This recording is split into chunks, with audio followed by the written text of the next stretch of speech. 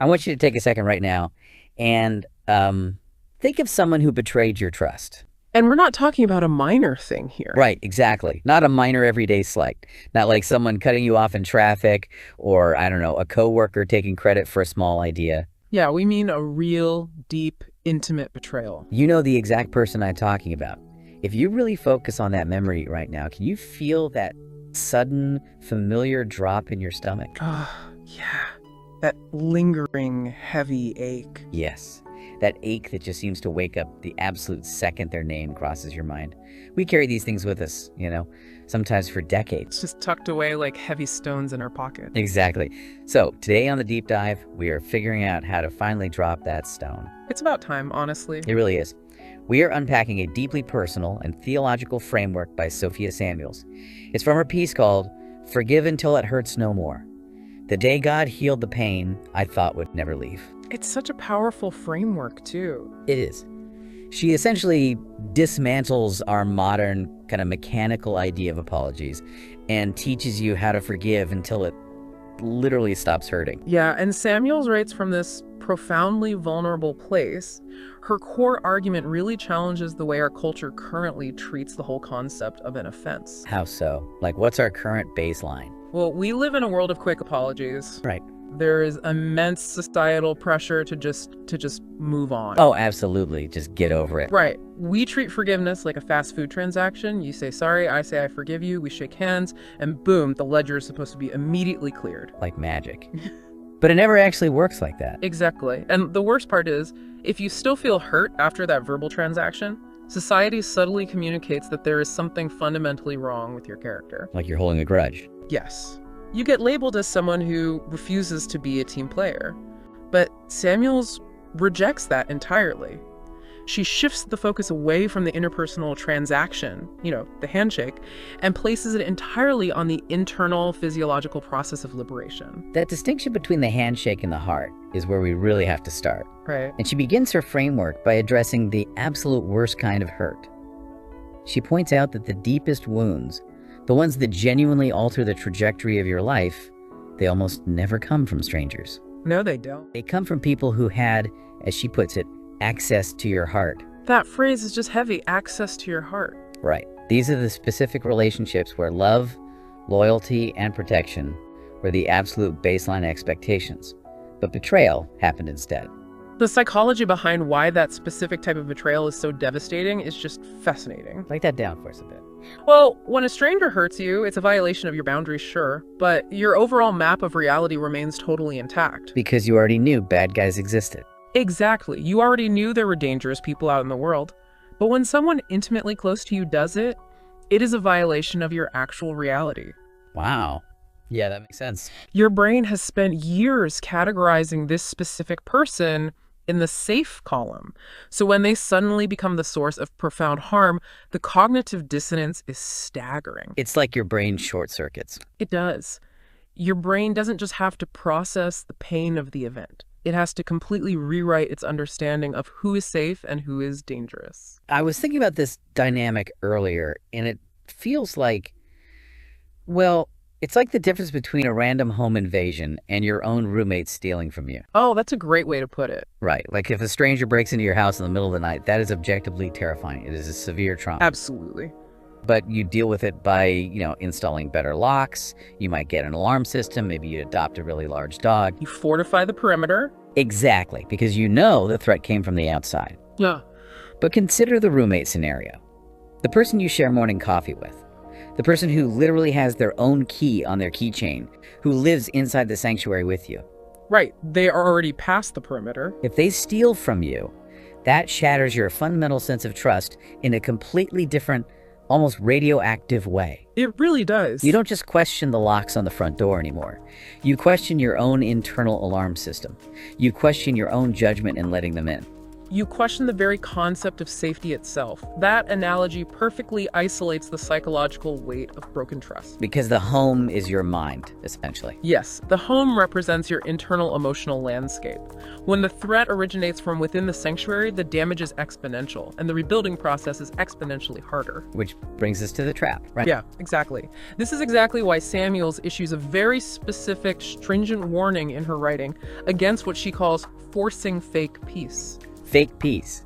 I feel like we see this everywhere, especially in families or tight-knit friend groups. Oh, we do, because the pressure to maintain the social ecosystem is enormous. Right. Nobody wants to ruin Thanksgiving. Exactly. Fake peace is the act of pretending the pain never happened just for the sake of group comfort. It is sweeping the shattered glass under the rug because you don't want to step on it. But you know the shards are still there every single time you walk across the room. Right. You're just walking on eggshells or glass in this case. Samuels highlights that true healing requires looking directly at the absolute depth of that specific, intimate violation. You can't heal a wound you refuse to diagnose. Exactly. If you rush to say, we're good, just to relieve the awkwardness at dinner or to stop the tension in the office, you are essentially putting a Band-Aid over a deep infection. And hoping it doesn't spread. But that raises a massive problem for the listener, I think. What's that? If we shouldn't force this fake peace, how do you actually know the difference? That is the big question. Right. How do you know if you've genuinely forgiven someone, or if you're just faking it to survive the awkwardness? Well, Samuels actually shares this visceral reality check from her own life that completely reframes how we measure this. Yeah, she talks about going through this grueling season of crying, of praying, of actively trying to process a deep betrayal from someone very close to her. She was really doing the work. She was. And eventually, she gets to the point where she physically says the words out loud. She says, "Lord, I forgive them." She really thought she had crossed the finish line. Right. She thought the verbal transaction was complete. Exactly. The intellectual declaration was made. But later, she's just going about her normal day, and someone merely mentions the betrayer's name in passing. They don't even bring up the traumatic event, just the name. Just the name. And Samuels writes that she experienced an immediate, violent physical reaction. The body keeps the score, as they say. It really does. She had a sharp ache in her stomach. Her entire mood completely shifted in a matter of seconds.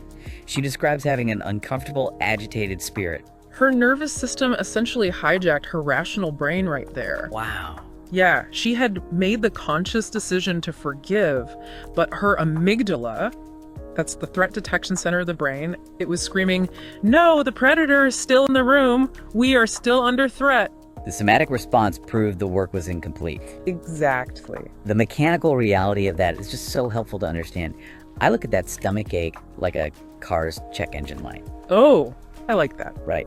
Saying the words, "I forgive you," is like turning the key in the ignition. You're trying to start the car, you want to put it in drive and move forward with your life. But that stomach ache. That sudden spike in your heart rate when you hear their name, that is the check engine light flashing violently on your dashboard. It is undeniable physiological proof that the internal machinery still needs diagnostic work. Yeah.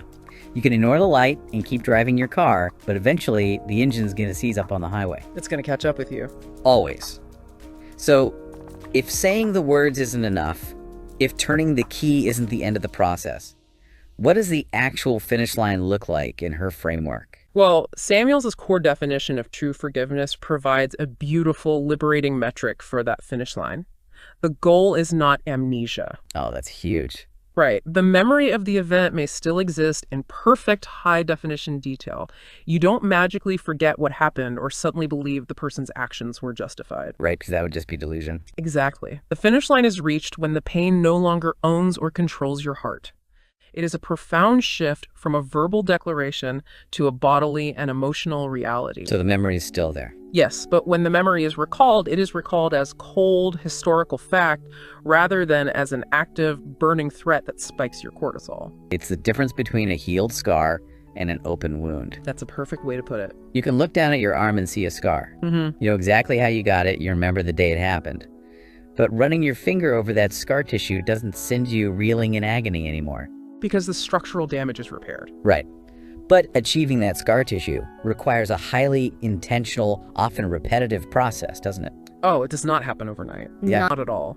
And Samuels uses a specific theological framework to explain the mechanics of this repetitive healing. Which addresses the exact frustration people feel when their check engine light flashes again, right? Yes, because if your check engine light is still on after you've already cried and said, "I forgive you," it is so incredibly easy to feel like a failure. You think, I thought I dealt with this in therapy or in prayer. Why am I still furious? Exactly. So let's look at the mathematics of how Samuels approaches this. She brings up this famous conversation from the biblical book of Matthew, chapter 18. Oh, right. Verse 22. Yes. The disciple Peter comes to Jesus and asks how many times he should forgive someone who sins against him. Peter suggests 7 times. Which, honestly, offering to forgive someone 7 times for the exact same offense feels like an extraordinarily generous boundary to set. Well, in the cultural and rabbinic context of that specific era, forgiving someone 3 times was generally considered the maximum requirement. Oh. Yeah, so Peter multiplying that and offering 7 was him attempting to show profound above and beyond grace. He was setting what he thought was an impossibly high ceiling. He's totally looking for a gold star for his magnanimity. He really is, but Jesus responds and says, "I do not say to you up to 7 times, but up to 70 times 7. Okay, let's play with the math here. 70 times 7 is 490 times. A big number. Right. Does Samuel suggest we're supposed to literally keep a spreadsheet of offenses? Are we walking around saying, okay, that's betrayal number 489, you've got 1 strike left before I cut you off? Not at all. The literal math is entirely beside the point, and theologians widely agree with Samuel's interpretation here. The number 490 is pure hyperbole. Ah, got it. Jesus wasn't offering a literal quota to track. He was revealing that forgiveness is meant to be a continuous, active lifestyle. It is not a punch card you fill out. Exactly. It is a defensive posture you maintain. So what does that continuous posture actually look like in practice? Well, it means understanding that trauma and betrayal are structurally complex. They have layers. Right. Let's look at the mechanics of how you release this. You might forgive the initial shock of the betrayal on day 1. You process the immediate anger. Sure. But 6 months later, you wake up and realize you have to forgive the loss of the future you thought you were going to have with that person. Oh, wow. That's a whole different layer. Exactly. A year later, you realize you need to forgive the financial fallout of their actions. 2 years later, you might have to forgive the loss of mutual friends who took their side. So having to forgive the same hurt multiple times isn't a failure of your character. No, it isn't a sign that you are stuck in the past either. It means deeper healing is actively taking place. You're uncovering new layers of the wound that require oxygen and attention. You know, it reminds me of diffusing a complex bomb, wire by wire. Oh, that's a brilliant analogy. You manage to cut the red wire of immediate explosive anger right after the event happens. You think the bomb is safe. You take a breath. Right. But months later, your check engine light flashes because you just discovered a blue wire of deep financial resentment hidden underneath. Yes. You didn't fail at diffusing the red wire. You just have to pick up the tools again and deliberately cut the blue wire now. Exactly. The act of releasing it is noticing that physical trigger, acknowledging the specific new layer of grief you've uncovered, and consciously deciding not to let your brain spin up a revenge fantasy. You hand the demand for retribution over, whether to God, to the universe, or just to the past, and you step away from the bomb again. That systematic dismantling is exactly what Samuels is advocating.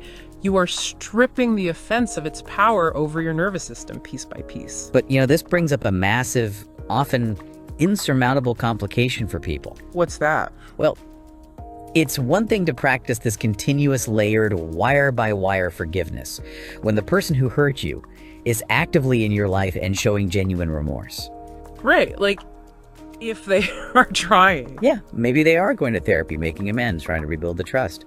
But what happens when the person who shattered your sanctuary isn't sorry at all? That is incredibly common, unfortunately. What if they gaslight you, refuse to acknowledge they did anything wrong, or worse, they are actively proud of the damage they caused? This is the hardest hurdle for human psychology to clear. Our innate sense of justice demands restitution before we extend grace. It's just human nature. It is. But Samuels addresses this seemingly impossible scenario by pointing to what she considers the ultimate historical and theological example of forgiveness. Jesus on the cross. Yes, she references Luke 23:34.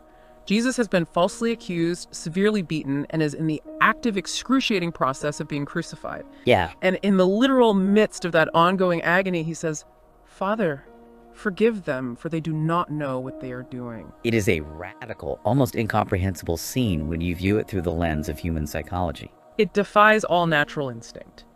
But the most crucial takeaway from this scene for Samuel's framework is the timing. Because he didn't wait. Exactly. Jesus did not wait for an apology. The people hurting him were actively mocking him at that very moment. There was zero remorse, zero restitution, and zero acknowledgement of wrongdoing. But he unilaterally forgave them anyway. Yes. Samuels calls this specific mechanism supernatural grace. It operates entirely outside the human economy of transaction and fairness. I want to highlight the mechanics of why this is so radically empowering for you listening to this right now. Go for it. If you are waiting for the person who betrayed you to finally see the light, just think about the power dynamic you have set up. It's a dangerous one. It is. If your ability to heal, to turn off your check engine light, is entirely dependent on the person who hurt you coming forward, admitting they were wrong, and offering a sincere apology, Then your internal healing is literally being held hostage by them. yes, you are handing the keys to your own emotional nervous system to the exact person who locked you in the cage in the first place. Wow. You are giving them total jurisdiction over your peace. Right. And if they are a narcissist, or if they lack self-awareness, or if they simply pass away before they ever apologize, you are sentencing yourself to carry that heavy stone in your pocket for the rest of your life. You are drinking poison and expecting the other person to die. Exactly. Yeah. But this model of unilateral forgiveness, forgiving without the apology, cutting the wires by yourself, it severs the cord completely. It really does. Samuels points to Ephesians 4.32, which reminds believers to forgive as Christ forgave. And when you apply that mechanically, forgiveness stops being a generous gift you package up and hand to the offender. It transforms into a tactical tool for your own survival and freedom. You are standing up and saying, you do not get to control my internal temperature anymore. I am taking my peace back, regardless of what you do or don't do. It is the ultimate reclamation of personal agency. You are choosing to uncouple your physiological state from their behavioral choices. You recognize that waiting for their validation is a trap. So you validate the pain yourself, and you unilaterally release the debt. So let's look at the other side of this grueling work. Because it is work. Very hard work. If you identify the intimate betrayal, refuse the temptation of fake peace, do the repetitive daily work of cutting those wires layer by layer, and do it all without ever getting the apology you deserved. What is the tangible payoff? The payoff is huge. What does the outcome actually look like in everyday life? The outcome is what Samuels describes as profound freedom. She provides a highly concrete example of her own triumphant endpoint. Oh, right. After doing this intensive internal work, she describes reaching a day where she can hear that betrayer's name in conversation, or even see them physically walking down the street, and her internal environment remains completely undisturbed. No reaction at all. None. There is absolutely no bitterness bubbling up. There is no sudden spike of adrenaline or anger. And crucially, there is no stomachache. Her nervous system remains perfectly calm. Exactly. The check engine light is permanently off. She didn't just forgive them as a favor, she was set free from their orbit entirely. The event has been successfully downgraded from an active trauma to a neutral, historical fact. It no longer holds any real estate in her emotional daily life. That level of neutrality is incredible. And if you are hearing this and thinking, I need to start doing this today, but I don't know how to take the very first practical step, Samuels actually offers some excellent, accessible resources. Yes, she does. In her piece, she mentions a free ebook she wrote called 7 Steps to the Art of Forgiveness. She also runs a YouTube channel called His Light Production. Which is fantastic, by the way. It is. It features faith-based animations and devotionals designed to help people systematically apply these exact principles to their everyday struggles. So there are practical toolkits out there to help you start diffusing the bomb. Exactly. And, the name of that YouTube channel, His Light Production, it ties perfectly into the closing scripture Samuels uses to anchor her entire philosophy. Which one is that? It's John 8.12. In it, Jesus says, "I am the light of the world. Whoever follows me will never walk in darkness, but will have the light of life." That's beautiful. It is. And if we synthesize this imagery with the psychological mechanics we've discussed today, it paints a very clear picture. How so? Well, Holding on to unforgiveness, nursing that grievance, letting that check engine light flash in the background of your mind every single day, that is the definition of walking in darkness. It is a heavy, obscuring shadow that acts as a filter over your entire life. Exactly. It colors every new interaction you have. It makes you suspicious of new friends. It makes you guarded in new relationships. The shadow of the old betrayal darkens the new rooms you walk into. Wow. Yes. But releasing it, engaging in that continuous, unilateral, supernatural grace, allowed you to step entirely out of that shadow. You get to step back into the light of your own life. You can see your current relationships clearly without projecting the past onto them. You can move freely without the weight of that unhealed wound anchoring your nervous system to a past event. Let's look at the incredible transformation we've traced in this deep dive. We started in the darkest, most disorienting place possible, the pain of intimate betrayal. The roommate stealing from the sanctuary. Right, shattering your map of reality. And we explored the physiological danger of false starts, that fake peace, where we say the right words but ignore the flashing check engine light in our gut. Right. We unpacked the challenging but necessary rhythm of repetitive healing, the 70 times 7, understanding that diffusing the bomb wire by wire isn't a failure, it is the actual mechanism of progress. Absolutely. We confronted the hardest task of human psychology, granting unilateral forgiveness without ever receiving an apology, realizing that is the ultimate tool to reclaim your own agency from the person who hurt you. Taking the keys back. Exactly. Yeah. And finally, we arrive at true emotional neutrality and freedom, where the memory remains, but the pain is completely gone. You are walking in the light. It is a remarkable, challenging progression. And as we wrap up our analysis today, I really want to turn directly to you listening. I want to echo the prompt that Sophia Samuels leaves her readers with.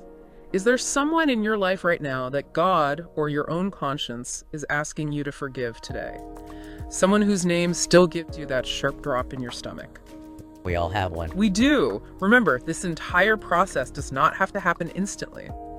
But the healing process begins the exact moment you decide to stop forcing fake peace and you bring that hidden pain forward to be examined, diagnosed, and systematically released. Before we go, I want to leave you with a final, slightly provocative thought to mull over. Okay, lay it on us. It builds on the mechanics of what we've learned today. We've established that the finish line of true forgiveness means the memory of the betrayal remains, but the pain vanishes, right? Right. But let's think about the evolutionary and psychological purpose of pain for a second. Pain is our body's primary way of protecting us. Sure. Like touching a hot stove. Exactly. If you touch a boiling hot stove, it hurts violently, so that you pull your hand away and never ever touch it again. The pain creates a protective boundary for your future survival. So if we do this grueling work, if we successfully decouple the memory of a deep betrayal from the protective pain and anger that it causes, what does that mean for our future boundaries? Oh, wow.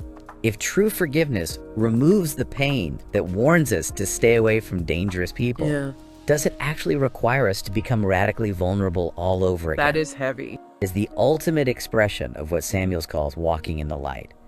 A willingness to step back out into the world, fully knowing we might get betrayed again, but trusting that we now possess the internal tools to heal ourselves if we do. It is a profound, almost terrifying level of courage. It really is. I want to thank you so much for joining us on this deep dive today. Keep exploring, keep questioning, and the next time you feel that sudden drop in your stomach, remember, it might just be the check engine light telling you it is finally time to start cutting the wires.